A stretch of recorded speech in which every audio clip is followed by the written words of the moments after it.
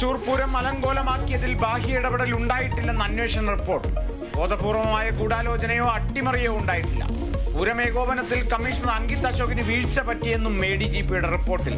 രാഷ്ട്രീയ ലക്ഷ്യത്തോടെയുള്ള ഗൂഢാലോചന നടന്നിട്ടുണ്ടെന്ന് VS സുനിൽകുമാർ.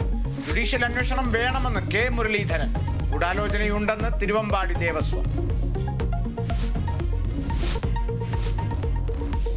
കർണാടക ഷിരൂരിൽ മണ്ണിടിച്ചിലിൽ കാണാതായ അർജുനായുള്ള തെരച്ചിൽ തുടരുന്നു. ഡ്രഡ്ജർ ഉപയോഗിച്ചുള്ള പരിശോധന, റഡാർ പരിശോധനയിൽ ലോറിയുടെ സിഗ്നൽ കിട്ടിയ സ്ഥലത്ത്.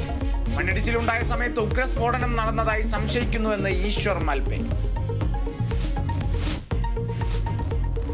ദേശീയ നേതൃത്വം ഇടപെട്ടിട്ടും NCPയിൽ പ്രശ്നപരിഹാരമായില്ല. AK ശശീന്ദ്രൻ രാജിവെച്ചാലും പകരം മന്ത്രിസ്ഥാനം ലഭിക്കുന്നതിൽ മുഖ്യമന്ത്രിയുടെ നിലപാട് നിർണായകം. തോമസ് K തോമസ് കടുത്ത നിലപാട്.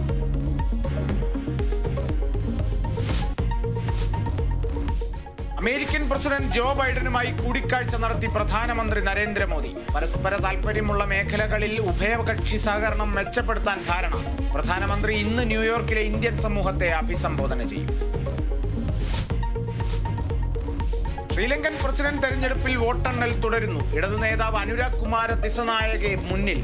ഇടക്കാല പ്രസിഡന്റ് റെനിൽ വിക്രമസിംഗെ 3ാം സ്ഥാനത്ത്.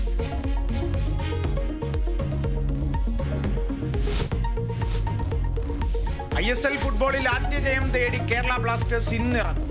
2ാം മത്സരത്തിൽ എതിരാളികൾ ഈസ്റ്റ് ബംഗാൾ. മത്സരം രാത്രി 7:30 കൊച്ചിയിൽ.